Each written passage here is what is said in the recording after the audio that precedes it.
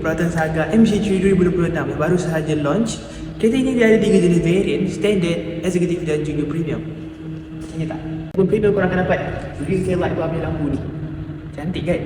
Engine sama sahaja untuk semua variant, standard ke, executive ke, premium ke, dia guna 1.5 liter GT Green Technology punya engine lah. So akan ada lebih penjimatan minyak dan juga kurang sikit exhaust tu keluar asap. Itulah Green Technology tu. Untuk variant yang standard dia guna size tayar bersaiz 14 inci, manakala yang premium ataupun executive dia guna 15 inci 2 kali macam ni. Nice kan? Ini bahagian dalaman dia just nice, korang boleh tengok dekat sini. Meter cluster dan juga dia punya infotainment head unit dia combine sekali. Dan ini dia punya bahagian steering lah, just nice. Jenup, terletak cantik. Handbrake. Dan juga aircon vent yang menarik. Tengok tak? Bahagian penumpang belakang just nice juga. Korang boleh tengok. Jadi nak baring pun senang, tak adalah berbonggol kan. Tunggu apa lagi? Berminat ataupun tertarik dengan kita orang punya Proton Saga MC3 ni, boleh dapatkan.